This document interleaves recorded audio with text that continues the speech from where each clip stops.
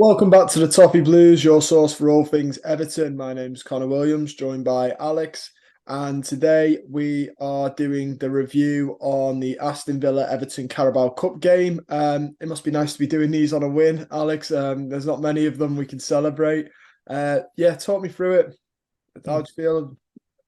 Well, yeah, like you say, I mean, hopefully it's the sign that there's going to be a few more of these to come. Fingers crossed. I don't want to get too far ahead of myself, but that's two wins in 5 days now, which is like unheard of for us, and and both away from home as well. I think I've read somewhere that the last time we did that was like 2016, so you're going back about 7 years ago.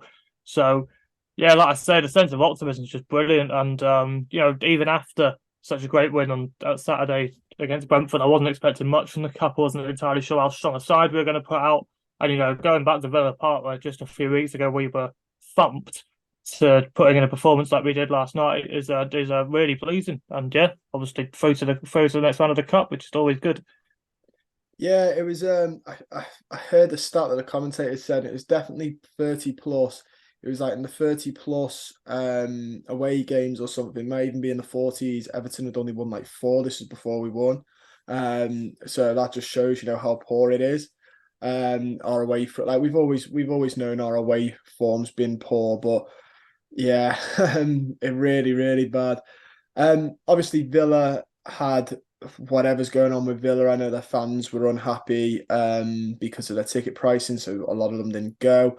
And then they've got their kit thing, but I don't think that was a major. I think that's just a worry for the women's team, the kit thing, and the men obviously for discomfort, but I don't think that would be much of an excuse for their display. But the fans, I think that was obvious when you were listening to it. I watched it on the TV and you could hear the Everton fans, the away fans. It felt like it sounded like a home game at times. Yeah, I'd say I thought exactly that listening to it, and yeah, like I say, I think it must have played at least somewhat of a part. First half in particular, we were like really good, and kicking towards our fans there. Having the whole stand to ourselves, and as you say, making so much noise, was would definitely have been more of a help than a hindrance. And yeah, who knows just how much of a part that played. Yeah, and like you said, it was interesting, was it? Because I don't know about you, but like an hour in, an hour before it, obviously the team news comes out, and you see three centre backs, and I was a bit like, we all thought maybe he'd experiment, but we all thought he'd go 4-4-2, and he just pulled this out, and I was like, oh, I've seen so many managers do this in cup, especially with the 5-3 back formations, do this in a cup, and it ended awfully. I'm pretty sure Rafa Benitez tried it that one time in the Carabao Cup, and then Frank Lampard, obviously after him, tried it. What was your thoughts when you first saw the team sheet? I mean, I wasn't like overly negative. Like I say, I think I was maybe, to be honest, expecting a bit more of maybe even a weaker side. Obviously, we're not like full of options at the moment. Obviously, the squad is still quite thin. Um, but at the same time, the league has still got to be the focus this season. Like even now, when we're through, I still think obviously it'd be ideal to have a bit of a cup run, and that'll obviously be great for like optimism and positivity or whatever. But at the same time, we've got to focus on getting results in the league more than anything. That's got to be the priority. So I was maybe expecting a bit more of a weaker side, and when it came out that most of the players that played so well on Saturday would be starting again. Um, I wasn't too concerned about it. Obviously, if you're putting in an extra centre back, it's got to be one of Michael Keane or Ben Godfrey. Obviously, a lot of people were making the argument that obviously Godfrey struggled for a while now. Like he's not quite recaptured the form he had when he first got to Everton. But at the same time, maybe having two centre backs next to him rather than the usual one might have been a bit of a help for him, and maybe had a bit allow him to play with a bit more, I don't know, freedom, I guess, a tiny bit less responsibility than usual. So that would have been interesting to see. But at the same time, I thought Keane on the whole played pretty well. I thought he grew into the game quite a bit. Maybe had a bit of a slow start at first. Obviously, been out of the side for a few weeks is quite natural. But I thought he grew into the game and actually and put in quite a bit of a decent shift really. But hopefully we won't be going five at the back against Luton. Let's at least say that. No, yeah, I must admit, I think part of it was like you said, we got thumped a couple of weeks ago. They play very narrow Villa. There's a lot of people in the midfield. with a 4-2-3-1, and I think he might have thought just pack out the centre of the field and sort of stop that. But I must admit, I agree with you with Michael Keane. I thought it took me a while, and then I completely forgot he was playing. And then I think he'd managed to seal out a ball, and I was like, "Oh, Michael Keane's playing." And in the nicest way, if you don't notice he's on the field, that probably means he's having a good game. Because in the past we've known Michael Keane to be a player that everybody remembers playing for all the wrong reasons. He was a bit unlucky with a goal, which we'll get into in a minute. But I think the fella's got luck you can't give away at times as well. But we'll get into the goals. First one, James Garner, talk me through this one. A really close, tight angle, wasn't it? Yeah, it was, and obviously the whole build up for the goal kind of just creating a chance out of nothing, really. Really fighting for a bit of like a scramble on the edge of their area, really, and obviously it falls to Onana, absolutely sublime pass. We can't go past that goal without heaping tons of praise on that. Absolutely brilliant from him, and what fans have been crying out for so long, because we know he's got the ability to do stuff like that, and so long now, the last few months just hasn't really been, maybe not expressing himself as much as maybe he should be doing, than what he did in that game last night, and obviously really I'd say ran the show, and obviously that was the key highlight for him there. And like I say, a really good pass, and as you say, a really composed finish from Garner, and not the easiest of spots. He made the finish look a lot easier than it probably was, really. So yeah, and really positive to get a goal quite early on in the match like that, and really settle down any nerves. Yeah, like you said, we were sort of before that one went in, there was a couple of chances, and I must admit, 14 minutes in, there were a couple of chances.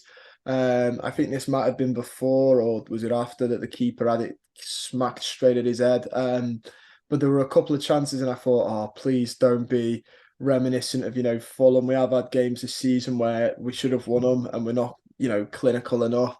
But alas, we managed to hold the storm, and Calvert-Lewin got his goal in the second.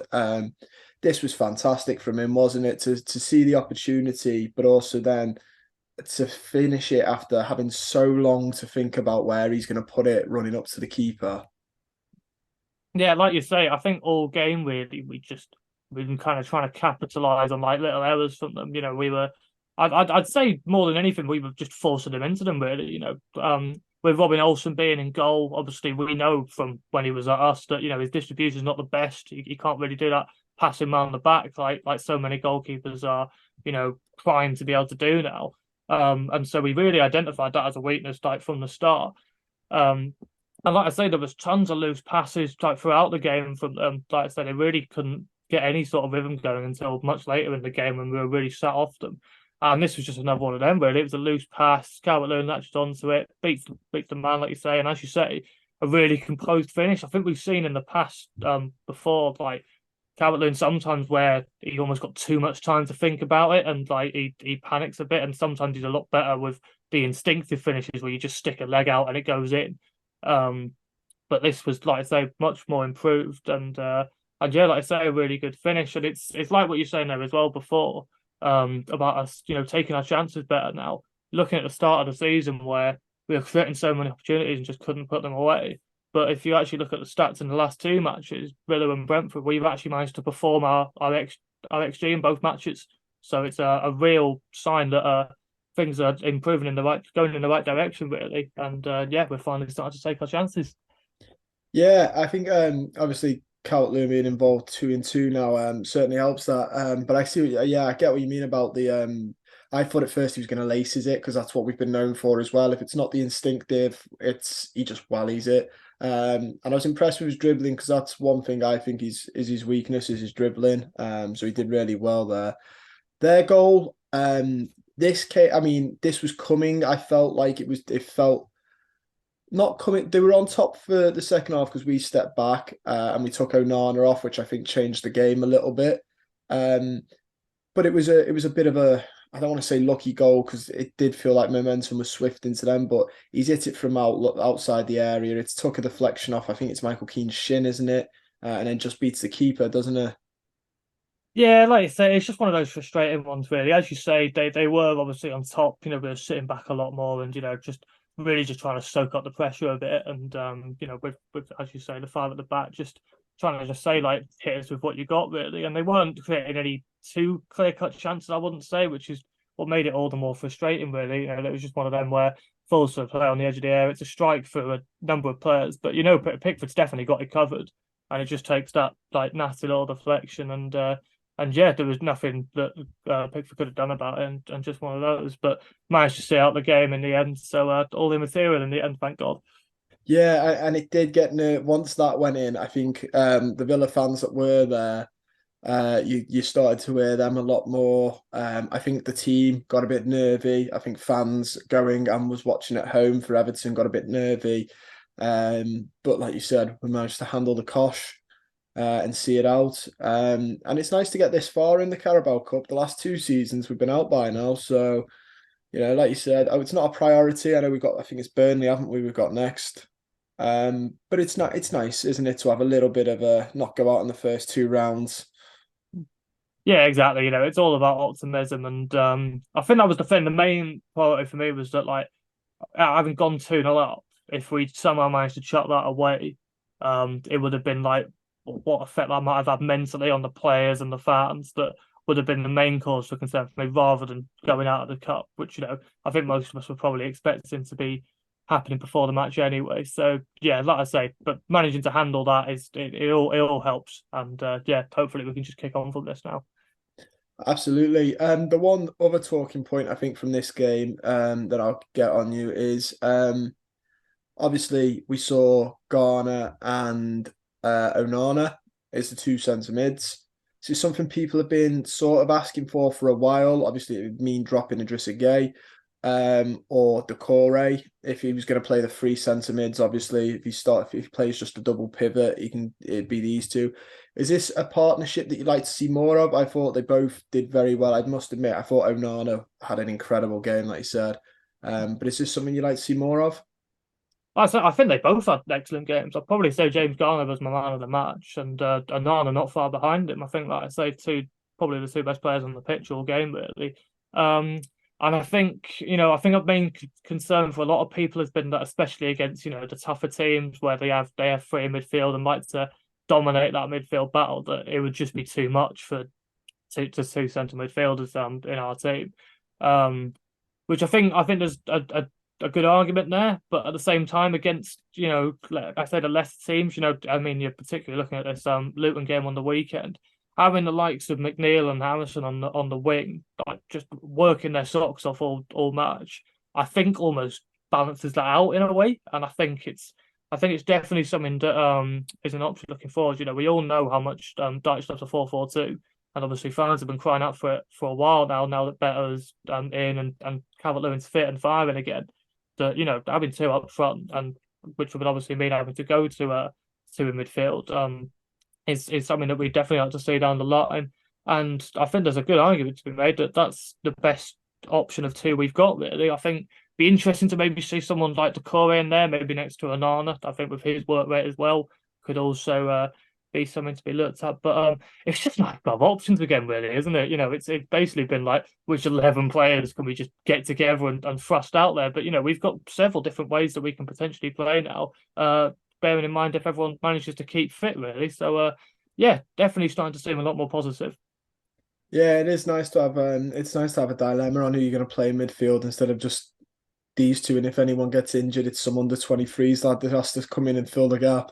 Um, my final two, give me the player that you think didn't have the best day at the office. I don't want to say rubbish or couldn't, but like didn't have the best day at the office. Again, it's weird this being like a difficult pick. It's usually like between a number of players for this, but genuinely, I think both the last two games, everyone's just had a really good game. Obviously Mikalenko, I think has really impressed me the last two matches. Obviously, he went off at half time. Dyche confirmed today he's picked up a bit of a knock, really, but Young came in for him and filled the gap in absolutely fine. And even all the subs coming on, Ghana put in a shift. Decore came on and didn't do much, but did his job well. Same with Better, really. I know he's been bizarrely coming in for a bit of stick the last couple of games, like just because he started so well that now he's not scoring constantly. People are like, "Oh, this guy's rubbish." All very reactive, but genuinely, I don't know who to say for this. I thought everyone played so well, and it was a real team performance. Again, Patterson as well, I think deserves a special mention. I thought he really impressed me as well, getting forward very well. Um, yeah, like I say, I don't know. Everyone played really well. Yeah, I must agree with you. I think a lot of players played really well. Mikolenko, it's a shame that he got a knock because I thought he did well, but like you said, Patterson really, especially those runs from Luca Dean, he really covered that well. Um, I've seen the bet over one. I saw someone saying he was like Umar Nias, which is very reactive, but that's Everton Twitter for you. 2 games ago there was calls for the manager to be sacked, and now the last 2 games I've seen quite rightly saying how the manager got it right. It's Everton Twitter for football as well. Everything's reactionary nowadays. My last one then before we end is give me. I feel like I know you're going to say because you said it before, but who was the best? Who was your man of the match personally? Yeah, James Garner, I think it's got to be for me. Like I say, he took the goal really well. He's finally off the mark for that, and I think he won 6 tackles all told. So, like I say, just really like battling hard. And there was a number of times where he either lost the ball and just won it straight back, and just really composed on the ball as well, managing to just like where it gets like stuck in like tight areas, and he just manages to come away from the ball and just like how has he managed that? There's like 2 or 3 Villa players around him, but he just comes away with the ball. Um, and yeah, just been so impressed with him the last couple of games. And like you said before about a bit like concern over the lineup before the game, it was similar with Brentford as well. People were confused as to why he was starting out on right midfield, and yet he ran the show. He absolutely bossed it, just like he did against Villa. So just shows, like you say, that we fans know absolutely nothing. That's why we're not paid all this money to make all the decisions. Yeah, yeah. I must admit, I always say to a couple of my mates, I was like, do you know, I'm glad it's not ran by the fan basis though, because it's a scary argument to try and get everyone to agree on it. But yeah, I must admit, I agree. It's James Garner, and then like you said, followed by Onana would be my second choice. I think they both had a fantastic game in midfield. That is all we've got time for though. Don't forget to like the video, guys. Subscribe to the channel if you're not already, and comment your thoughts down below. Alex, thank you for joining me, mate. It's been a pleasure.